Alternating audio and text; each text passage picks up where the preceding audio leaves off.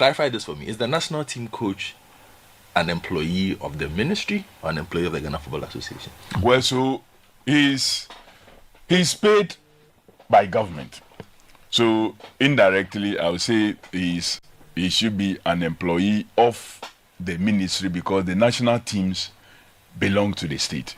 Okay. And we have given the national teams to the FA to manage for us.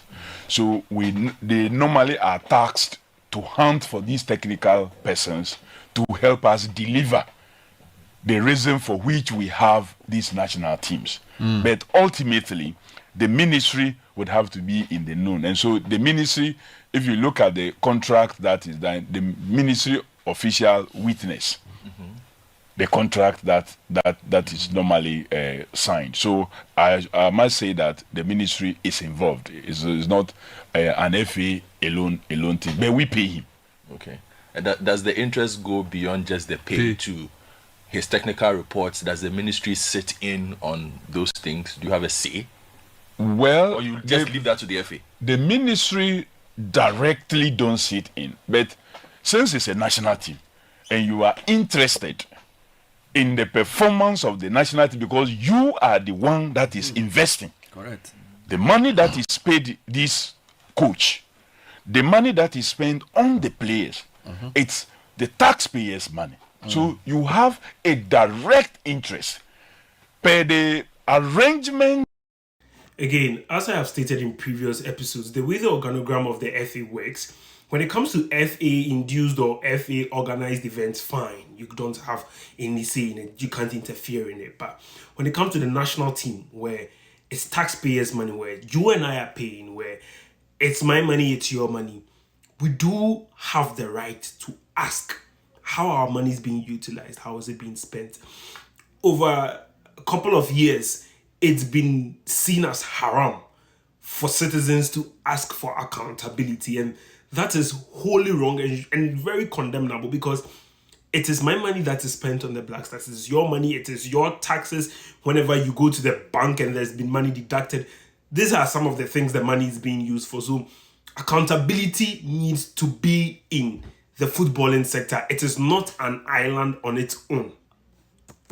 Of, say, sometimes FIFA and then the federation regulations, they talked about interference and all those kind of things. But you are spending, when it comes to national teams, maybe the leagues that they organized, you have limited intervention in that case. What has of folk, to the extent that they are not doing anything against the national laws, you have very limited right over clubs, and so their league and the rest, once it doesn't resort to violence, criminal activity, death to persons, and so on and so forth, they run their things.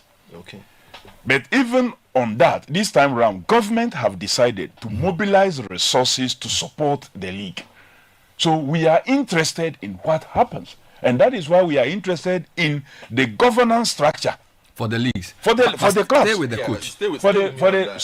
So we are interested in what the coach does, his performance and everything. We are interested. Are you impressed with what you've seen so far? You've seen so far of the coach? Well, as a ministry, not personally as a minister. Let me tell you that Godfred is a bad man. You see how he asked the question and just jeered and just shifted like, oh, it was a harmless question. He's a bad guy, Godfred. There are national teams that today, after game 8, are very comfortable that they are going to the World Cup. As I sit here, very soon AFCON will start in Morocco. Is Ghana going to be there? No. We watch on For TV. we watch on TV. Yeah, you and I. We have not qualified for the World Cup yet.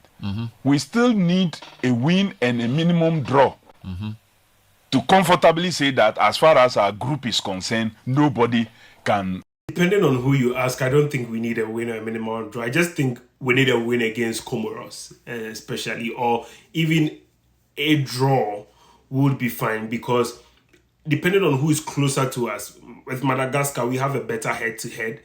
than them. Madagascar faces Comoros, they eliminate themselves. But I do understand where there is the consent, but I think 75 to 80% of the job is done. Can upstage and overtake us, even if they score 1,000 goals, even if they score 1,000 goals. So we are not sitting in a comfortable space at all. So if I tell you that I am impressed, then it means that I don't know my job. I am not. There's a lot of room for improvement. But guys, watch this space. I think there's fire on the mountain. We are heading to the Chris Hughton situation, whereby it's very obvious the government do not necessarily like the coach and the FA would want to maintain the coach. So you are going to have that clash. So the question is, whose will prevails? Whose will prevail? And over the years, only one person's will has prevailed. And that has been the will of the government because they are the ones paying. But because it's very obvious the FA would want to stick with Otto. But for the minister to come out to say he's not impressed, for the former majority leader to also come out and say he's not impressed, it means something is cooking. And we will come to the pinnacle of it after we've qualified for the World Cup and are heading to the World Cup. And when you meet the coach himself, he tells you that he feels he got this one, not he takes blame for this, he takes blame for that. He's identified this. But, well, people may ask, for how long will you continue to be doing post-facto rationalization? For how long? Because you sometimes sit on tenterhooks. Yeah. The last game like this, Charlie? It was hot for you. it was very hot. Couldn't sleep. I have to be getting up. I got up like 3 times. Oui. I got up like 3 times. The reason why I ask this is, and So, I mean, I think this is basically the gist of it all. My personal opinion I have shared on various episodes. It's clear that Addo is learning on the job. And for a country like Ghana, we do not need our coach learning on the job. However, he did well in his first thing. He's qualified. People are bragging. He's qualified for the World Cup twice. It's a good feat. The question we should ask ourselves as Ghanaians are, do we want to go to the World Cup just to participate, or do we want to go there to make an impact? We were just 1 kick away from the semi-finals. From the football I see Addo playing, I don't think we are going there to make an impact. We are just going there to add to the numbers if we are going to play this type of football. When in Addo's second stint, the only impressive game he's had, in my opinion, is against Madagascar. Not Chad, because Chad did not face us with their team. And when they faced us with their A team, we struggled. It's been against Madagascar. So to be able to replicate one good football out of like 13 to 15 games, it's not good enough. I don't even think the game against Mali was good enough. People might call it pragmatic, but I don't think it's still good enough. We should be playing better with the players we have at our disposal. The question you should ask yourself as a Ghanaian is, do you want to just go to the World Cup to make the numbers? I don't subscribe to that. I think we have far better talent than many European teams that are going to, or South American teams that are going to be represented at the World Cup. And so we should be aiming at making an impact. And that impact can be made if we have to spend a lot of money on quality coaches who can make effective use of the talent at our disposal. Nothing against Addo, nothing against anyone. But if you watch this interview, you know what's happening.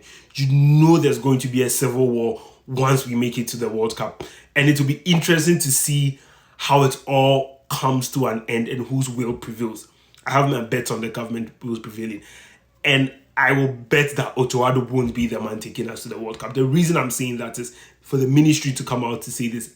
I don't think Addo will be the one taking us to the World Cup. So that's where we end the episode. Like, share, subscribe on YouTube at Sulia Podcast. My name is Safo Kwame Ohineba. Catch you on the next episode.